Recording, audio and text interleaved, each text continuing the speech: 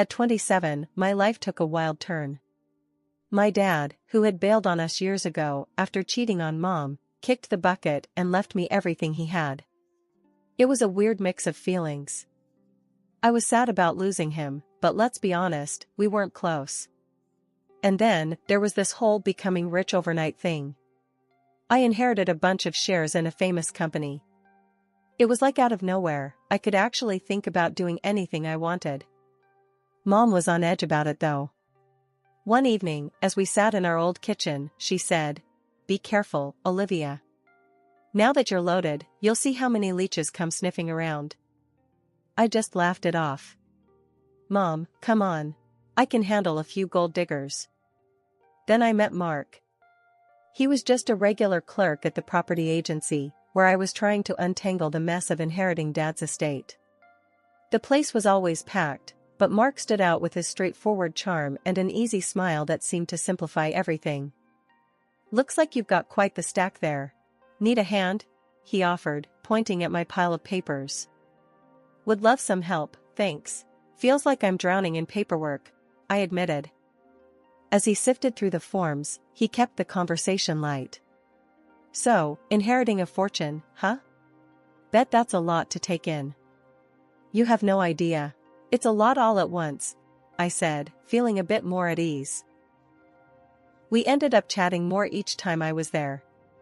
It wasn't just about the will or the shares, we connected over simple things, like our favorite movies and where we liked to hang out on weekends.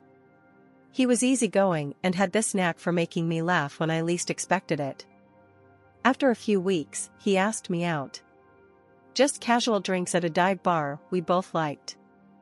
"So, how about we take this discussion outside of these boring walls? Grab a beer with me?" he suggested with a grin. I agreed without hesitation. It felt right. Our dates turned into something more serious pretty quickly, and before I knew it, we were talking about a future together. One lazy evening, while we were sharing a pizza at my place, he turned to me and said, "Liv, I've been thinking. Why don't we make this official? Marry me?" His proposal was just like him, no dramatics, just straight to the point. I almost choked on my slice from laughing so hard, then I said, "Yeah, why not?" Planning the wedding was straightforward. We wanted something simple, something that felt true to who we were. We talked about what we loved, finding out we both preferred a small ceremony with just close friends and family around. As we planned our life together, we realized how much we had in common. We both dreamt of starting our own business, using my inheritance as a stepping stone. Mark was full of ideas, always sketching out plans on napkins or the back of receipts. "Think about it, Liv. We could build something great, something just ours," he'd say, his eyes lighting up with every new idea. "Yeah, I love that. Building our future, together," I'd reply, equally caught up in the excitement. We spent nights talking about the possibilities, from the type of business we could start to the places we might travel. Our life was laid out before us, a map of dreams and shared ambitions. Before we got married, he suggested we should use the inheritance from my dad, those shares I got, to kickstart our own thing. It felt right, you know? Building something from scratch together. I was all in, but I figured I should run it by Mom first. I remember sitting in her old, cozy kitchen, the one with yellow wallpaper that's seen better days. I spilled the beans about using the inheritance as startup capital. Mom's face got all serious, like it does when she's about to drop some heavy advice. "Olivia, you gotta protect yourself. Get a prenup," she insisted, stirring her coffee slowly. "Make sure it says if one of you cheats and bails, they lose their share in the business." I frowned, kinda taken aback. "Mom, why bring up cheating? I trust Mark. We're not gonna screw each other over." She sighed, the sound heavy with old hurts. "I'm just saying, Olivia, because of what your father did to me. It's not about trust, it's about being smart." I felt a sting at that, realizing maybe she had a point. I didn't want to think about it, but arguing felt wrong. "Sorry, Mom. I guess you're right," I murmured, feeling that knot in my gut loosen a bit. When I told Mark about the prenup, he wasn't thrilled. At first, he just went quiet, and I could tell he was mulling it over. A prenup, Liv? Really? He finally said, his voice a mix of surprise and a bit of hurt. Yeah, it's just, my mom suggested it. It's like insurance, you know? Not that I think we'll ever need it. I rushed to explain, watching his reaction closely. He took a deep breath, ran his fingers through his hair, and then looked me straight in the eyes. I love you, Liv. You're the most important person in my world. If this makes you feel secure, then I'm on board. Let's do it your way. Hearing him say that, it felt like a weight lifted off my shoulders. We got the prenup sorted, making sure it was fair but firm on the terms. And after that, there was a modest and dignified wedding ceremony, exactly the kind I dreamed of. We went ahead and sold those shares, and the money that came in was more than enough to get our dream off the ground. Mark's eyes practically lit up when we saw the figures. This is it, Liv. We're gonna make it big, he said, his excitement infectious. We poured everything into setting up our business. It was going to be a wholesale warehouse for medical equipment. Neither of us had any real experience in it, but Mark was great with people and I had a head for numbers. It seemed like the perfect match. We'll start small, grow fast. Keep overheads low and expand when we can afford it, Mark planned out loud as we toured potential warehouse spots. Sounds like a plan, I agreed, already picturing the busy warehouse, the orders flying in, our future unfolding. Our wholesale medical equipment business started picking up speed faster than we anticipated. The demand was high, and suddenly, we were swamped. It was a good problem to have, but it was still a problem. Mark, we need to hire more help. It's just us, and we can't keep up, I said one evening, my voice drowning in a sea of paperwork on our dining table. Mark, his face buried in his laptop, barely looked up. We can manage a bit longer. Hiring means spending, Liv. Let's just push through this. I sighed, rubbing my temples. Push through? Look at us, Mark. We're burning out. This isn't sustainable. He shot me a look, a mix of frustration and fatigue. All right, let's look into it, but we keep it tight. Maybe 1 or 2 part-timers. Agreeing on that was a relief, but it was just the start of our growing pains. With new staff came new responsibilities, training, payroll, and management stuff that neither of us had much clue about. I took it upon myself to learn on the fly. I signed up for a couple of online courses on business management and accounting. If I was going to do this, I was going to do it right.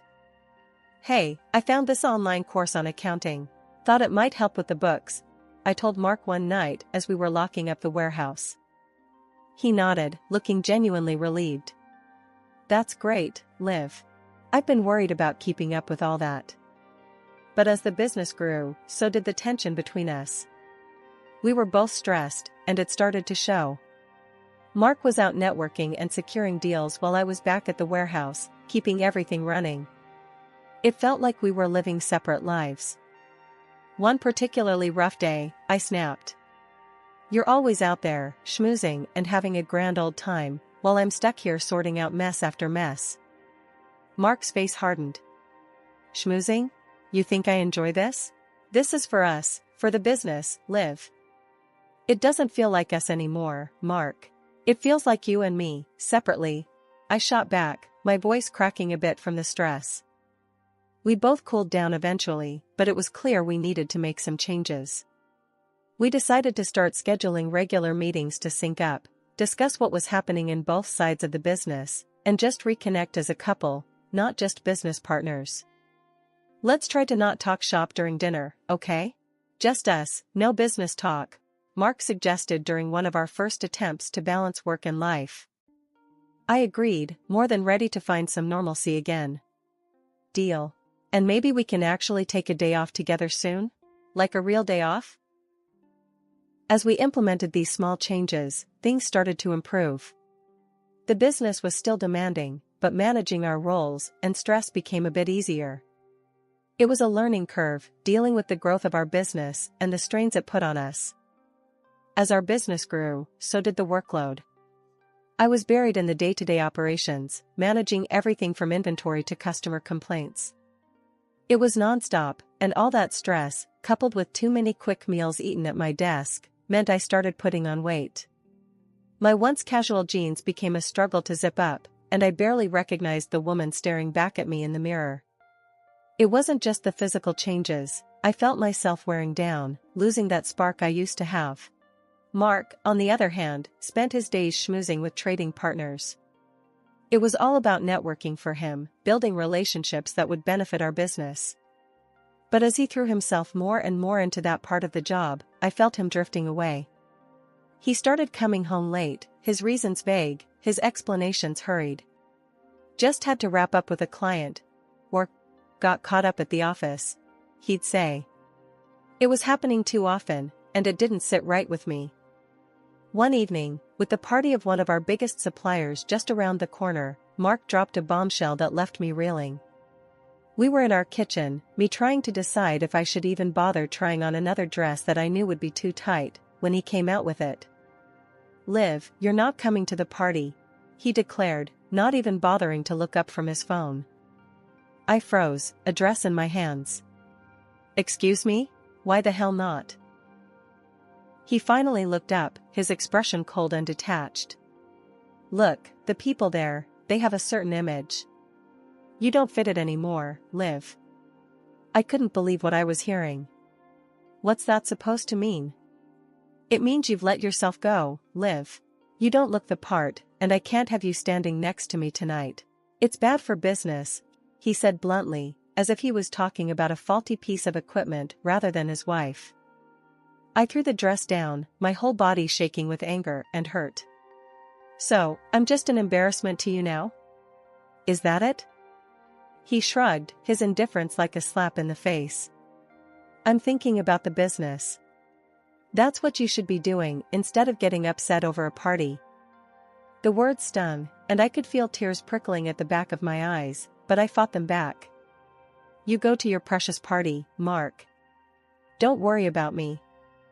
He left without another word, and I spent the night alone, the silence of the house echoing around me like a mockery. The more I thought about it, the more it hurt. Was this what our marriage had come to? Was the business all he cared about now? When he came back, it was late. I was sitting in the living room, the lights off, just waiting. I needed to understand why he thought it was okay to treat me like this. "How was the party?" I asked, my voice steady, despite the turmoil inside. "It was fine. Got some promising leads," he replied casually, as if nothing had happened. "That's good," I said, keeping my voice calm. "And was it worth it? Making your wife feel like garbage?" He sighed, rubbing his temples. "Look, Liv, this is how these things work. You wouldn't understand. It's all about appearances." "Appearances. Right," I said, the bitterness in my voice unmistakable. "So, our marriage is just another business deal to you now?" He didn't answer, just mumbled something about being tired and headed to bed. The fallout from that dreadful party night seemed to linger around the house like a thick fog, choking out any warmth we had left. Quarrels with Mark became the new norm. He started picking at everything about me, my weight, my few wrinkles, even how I dressed. "You going to wear that old thing again?" he'd sneer, or, "Guess we're not the young couple we used to be, huh?" I tried to brush off these jabs, but it was clear something had shifted. Mark started avoiding me, not just when we were out, but at home too. It stung more than I wanted to admit. Things got so bad that he even moved out of our bedroom, claiming he needed space to think. Then, one evening, he came home in one of his moods and tossed a gym membership card into my lap. "Here, thought you might want to actually use one of these for a change," he said, his voice dripping with disdain. I looked up at him, hurt by his blunt words. "Mark, you know how swamped I am with the business. After a long day, I just want to relax, not spend hours at the gym." His face twisted into a scowl. "Relax? Is that what you call sitting around? Maybe if you took care of yourself, I wouldn't have to avoid bringing you along to meet clients." His words hit like a slap. Calling me lazy and fat, really? That's low, even for you. I shot back, my voice shaky with a mix of anger and humiliation. Mark just shrugged, his disdain apparent. If the shoe fits, he muttered, before turning to head to his room. That night, as I lay alone in our big, empty bed, his words echoed in my head. I had never felt so low, so unattractive. It wasn't just the business that was between us now, it was this growing, gnawing gap where respect used to live. His absences became more frequent. Nights where he didn't come home at all became common. Each time I questioned him, he'd snap at me. It's none of your business where I am. His coldness was slicing through me, day by day. The man I had married, who used to laugh and dream with me, was turning into a stranger, one who seemed to disdain every part of me. It was a regular Saturday evening. I'd made dinner, hoping maybe we could just have a peaceful meal for once, but the tension between us was like a thick cloud, impossible to ignore. I decided it was time to address the elephant in the room. Mark, we need to talk. This isn't working anymore, I said, my voice steady but my hands trembling slightly as I set down my fork. He looked up from his plate, his expression darkening. What are you talking about? I think we should get a divorce. We can split the business 50-50 and go our separate ways, I suggested, trying to keep my voice calm. Mark slammed his hand on the table, making the plates clatter. Divorce? Split the business? You must be out of your mind. I built this business. Everything we have is because of my hard work. You're not taking half of it. His fury was like nothing I had seen before. He leaned in, his face twisted with anger. I will hire the best lawyers and take every last cent from you if I have to. You're not getting anything. I recoiled from his harshness, feeling a mixture of fear and shock. Mark, please. Don't you dare, please me, you scary, lazy fat woman. Don't bother me anymore and get out of my house, he yelled, his voice echoing off the walls. Tears welled up in my eyes, and I couldn't hold them back. I rushed to the bathroom to wash my face, trying to calm down. That's when I noticed Mark's phone on the counter. It buzzed with a new message, and without thinking, I picked it up. The message on the screen was from someone named Jesse, full of heart emojis. I love you so much, can't wait to see you again, it read. My heart pounded as I typed in his password, his birthday, easy to remember, and opened his messages. The texts I found were like daggers. Love notes, plans for a getaway, selfies of them together, and even a message thanking him for the new car he'd bought her. I felt sick to my stomach, not just from the betrayal, but from the sheer audacity of his deceit. But as I scrolled through more messages, something within me snapped. No longer was I just the heartbroken wife, I was now a woman scorned, fueled by a cold, calculating anger.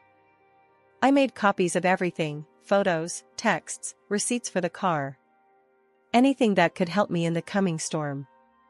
Then, carefully, I replaced his phone exactly where he'd left it. When I walked out of that bathroom, I was a different person. I didn't confront Mark. I didn't break down again. I simply went back to the table, cleared the dishes, and planned my next move in silence. He suspected nothing, still consumed by his own rage and arrogance.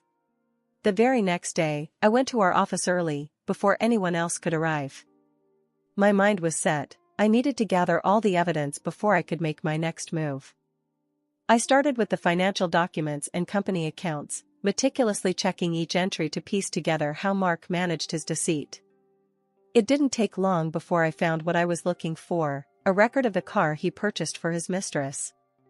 The amount and the date were all clearly listed, right there in our business expenditures. It was more than just a betrayal, it was embezzlement. Armed with copies of every incriminating document, I left the office feeling a mix of dread and determination. Sitting in the lawyer's office later that morning, I laid out everything. He's been unfaithful, and I have proof. Texts, pictures, even a receipt for a car he bought for his mistress, I said, handing over the copies I'd made. The lawyer looked over the documents, her expression unreadable. This is good. With the prenup and this evidence, we have a strong case. He won't see what hit him. I nodded, the reality of the situation settling in. I want to keep the business.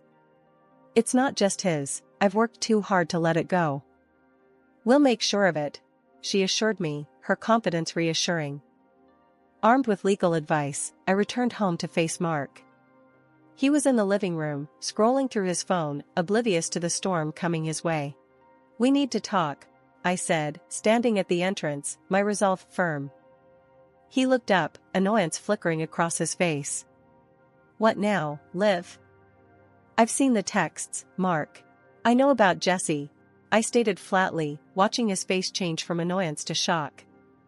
What are you talking about? He stammered, putting down his phone. Don't bother denying it. I've got all the proof I need. And I've seen a lawyer, I continued, my voice cold. Mark got up, his demeanor shifting to one of anger. You went through my phone? You're invading my privacy now? This is beyond privacy, Mark. You cheated. You lied. And you threatened me. It's over, I said, cutting off his attempts to intimidate me. He scoffed, shaking his head. You think you can take the business from me? You're nothing without me. That's where you're wrong. I'm everything I need to be.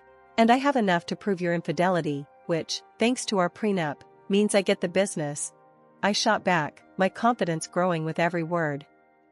Mark was silent for a moment, his face a mix of anger and disbelief. You won't get away with this. I already have, Mark. I'm 2 steps ahead. And I'm taking what I deserve, I said, feeling a strange mix of triumph and sadness. By the time our court date rolled around, I was ready. Mark tried to fight, but the evidence was overwhelming. When the judge finally made the ruling, it was almost surreal. By court order and according to our prenuptial agreement, half of the business owned by Mark was awarded to me. This decision not only solidified my control over the company we built together, but also handed me the reins to our entire family fortune. But I didn't stop there. Given the deceit and the emotional trauma Mark had caused, I demanded financial compensation. The judge, seeing the clear evidence of Mark's infidelity and financial misconduct, granted this too. As I stood outside the courthouse, the cool breeze felt like a fresh start, washing away the remnants of a battle hard-fought and hard-won. Back at the office, the atmosphere was palpably different. I walked through the doors not just as a co-owner, but as the CEO. The employees looked up, some with smiles, others with a cautious curiosity about what changes might come. But all I felt was a surge of determination to steer the ship right. Morning, everyone. I greeted them with a newfound confidence. Let's get to work. We've got a lot to do, and I'm here to make sure we succeed more than ever. The responses were mixed, but mostly positive. People were ready for a fresh start as much as I was. I spent the day going through plans, meeting with department heads, and laying out the new vision for the company. It was exhilarating to have full control, to make decisions based on what I believed was best for our future. Late in the afternoon, I sat down in my office, the sun casting long shadows across the floor. The phone rang. It was Mark. A part of me tensed up at the sound of his voice, but I reminded myself of the new reality. Olivia, I've been thinking, he started, his voice hesitant. I made a mistake, a huge one. I was wondering if, maybe you could consider taking me back. In any capacity, at the company? The audacity of his request took me aback, but I managed to keep my composure. Mark, you've got some nerve calling here. After everything, you really think I'd let you back into my life, into my company? I know it's a lot to ask, he stammered. But I'm out of options, Olivia. That sounds like a you problem, Mark. This company, my company, is moving forward, not backward. You made your bed. Now you lie in it, I said firmly. Olivia, please. He tried again, desperation creeping into his voice. I think you've said enough, Mark. Goodbye. I cut him off, hanging up before he could say another word. It felt good to finally close that chapter, to assert my independence without a trace of doubt. The next few weeks were a blur of activity. I rebranded the company, shifting our focus to innovation and community impact. We started initiatives that were close to my heart, like sponsoring health programs and investing in eco-friendly technologies. The community and the industry took notice. Sales were up, morale was high, and for the first time in a long time, I felt genuinely proud of what I was building.